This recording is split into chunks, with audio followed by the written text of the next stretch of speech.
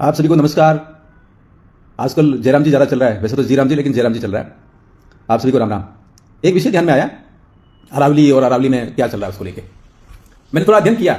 ये अरावली बचाओ अभियान चलाने वाले और आंदोलन चलाने वालों का, और प्लस सुप्रीम कोर्ट का वो मुद्दा कि कौन सा निर्णय कब आया, ये सारी चीज़ें तो बड़ा महत्वपूर्ण है। लेकिन उससे पहले किस्सा सुना देता हूँ। ये जो बीजेपी और कांग्रेस के लोगों ने लोकसभा चुनाव से पहले एक किस्सा चलाया था, और वो किस्सा किसी ने बैठ के गढ़ा होगा और एक घटना बना दी, और फिर उसके बाद बहुत सारी उसमें चीज़ें जुड़ती चली गई। वो था खेरवाड़ा के कनबई क्षेत्र में, वहाँ कोई ड्रोन उड़ रहा है और ड्रोन में कुछ चीज़ें हैं, और मोदी जी की सरकार गांव खाली करा रही है, इस तरह का एक भ्रम फैलाया। वो जब चुनाव हो गए, वो मुद्दा खत्म हो गया। ये इसी प्रकार का ये मुद्दा अरावली वाला भी है। अब इसमें देखना ये कि डिटेल क्या है। तो बात शुरू होती है सन 2002 में राजस्थान में। कोई कहानी किसी अखबार में छपी होगी और बाकी सारी चीज़ें हो गई। तो गहलोत साहब की सरकार ने निर्णय लिया, ये 100 वाला जो आंकड़ा आ रहा है ये गहलोत साहब की सरकार का दिया हुआ कि साहब ये अरावली इससे ऊपर होगी तो उसको होगी, नीचे होगी, इस तरह का जो सारा एक तैयार किया, वो गहलोत साहब की सरकार ने तैयार किया। मुद्दा चलता गया सुप्रीम कोर्ट में। सुप्रीम कोर्ट ने कहा, गहलोत साहब की सरकार ने जो रिपोर्ट बनाई थी उसको मान लिया और वही चल पड़ी। ये महत्वपूर्ण नहीं है कि कालखंड कौन सा था और रिपोर्ट कौन सी है। मुद्दा ये कि उस पूरे निर्णय को मैंने पढ़ा है। 20 नवंबर 2025 को जारी किया हुआ सुप्रीम कोर्ट का निर्णय ये कहता है कि अवैध माइनिंग वो बंद होनी चाहिए। आप क्या कहेंगे? हम सभी कहेंगे बंद होनी चाहिए, वो तो कानून के विरुद्ध में, ठीक है। दूसरा, सरकार management plan for sustainable mining, management plan for sustainable mining, ये एक शब्द उसमें आया। पूरी रिपोर्ट का सार यही है कि सरकार बनाएगा मतलब अभी बना नहीं, अब सरकार बनाएगी तो चीजें आगे बढ़ेगी। अब सबसे महत्वपूर्ण इसमें सस्टेनेबल माइनिंग की जब बात होती है तो लोग जो रह रहे हैं स्थानीय, उनका ध्यान रखना है, पर्यावरण का ध्यान रखना है, क्लाइमेट चेंज हो रहा है उसका ध्यान रखना है, अवैध माइनिंग ना हो उसका ध्यान रखना है, सब कुछ ध्यान रखना है। वो ध्यान रखने के लिए महाराणा प्रताप की जो संघर्ष है उसको भी ध्यान रखना है, इतिहास को ध्यान रखना है, विरासत को ध्यान रखना है, देवी देवता वहां विराजमान है उनका ध्यान रखना है, गुरु शिखर कहाँ है उसको ध्यान रखना है, माइनिंग एरिया तो है ही, उसकी भी बात करेंगे। इस बात का ध्यान रखना है कि कुंभलगढ़ कहाँ है, रावली टाटगढ़ कहाँ है, फुलवारी की नाल, केवड़ा की नाल, जयसमंद, सीता माता, इसमें खेड़ब्रह्म भी है, हरियाणा का भी कुछ क्षेत्र है, और दिल्ली के आसपास वाला क्षेत्र भी है। वहां अरावली 4 राज्यों में पड़ती है। अब मुद्दा यह कि ये पूरा का पूरा मुद्दा जो है जिसने चला रखा है वो फर्जी है, अभी कुछ भी नहीं है इसमें। और सरकार को यह कहा है कि management plan for sustainable mining बनाया, वो बनाया ही नहीं है।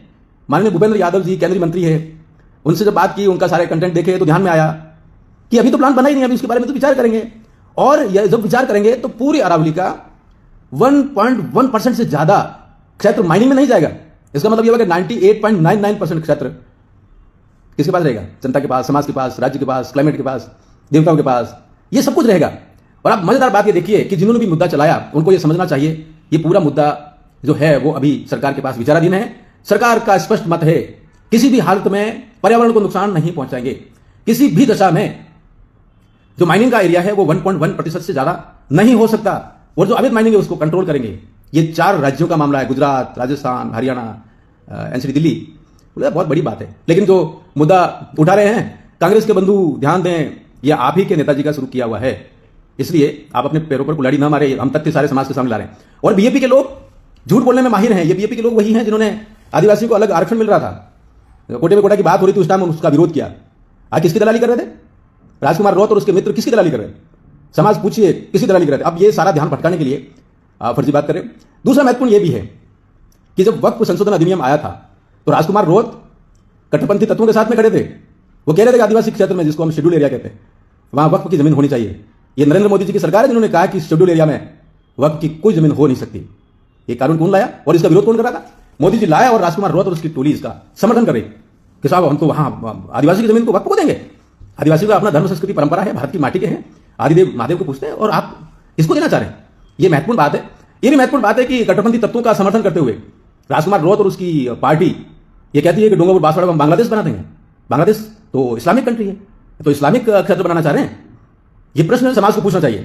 ये राजकुमार रौत जो अनुसूचित क्षेत्र है उसके बाहर के लोगों को अपने टोली में शामिल करके अनुसूचित क्षेत्र के जितने हक हैं जो संविधान में है उनको खत्म करना चाह रहे हैं। इनका राष्ट्रीय प्रवक्ता डॉक्टर जितेंद्र मीणा अनुसूचित क्षेत्र के बाहर का है। ये सारे नोट्स वहां से बन के आते हैं। राजकुमार रौत झूठ बोलता है, ये बात जरूर ध्यान रखिए। आपके सामने केवल इतना कहने के लिए आया हूं कि अरावली को नुकसान कोई पहुंचा नहीं सकता, और जिन्होंने षड्यंत्र किया है वे बेनकाब हैं। वो 2002 में जिनकी सरकार थी राजस्थान में वे हैं, अर्थात कांग्रेस है। और कांग्रेस के मित्र कौन है? बीजेपी वाले, दुनिया जानती है। रिजोर्ट में रहकर यही तो घूम रहे थे साथ में, और सारा ढोंग कर रहे थे कि हम ये कर देंगे। और महत्वपूर्ण बात और है, राजकुमार रौत और उसकी पार्टी क्या करती है? तोड़ने में विश्वास करती है। उन्होंने बीटीपी को तोड़ा और बीटीपी के प्रदेश अध्यक्ष डॉक्टर वेलाराम घोगराल आज भी माथा पकड़ के बैठे कि राजकुमार रोत ने धोखा दिया, ये धोखा देने वाले लोग हैं। मित्रों, मुझे केवल इतना कहना है कि अभी पूरे देश में जी राम जी का माहौल चल रहा है और जी राम जी के माध्यम से नरेंद्र मोदी जी की सरकार ने नरेगा का जो 100 दिन थे उसको बढ़ाकर 125 दिन कर दिया। राजकुमार रोत ने इसका विरोध किया। आप कल्पना कर सकते हैं ये विरोध करने वाले लोग कौन है, इनको बेनकाब करना है।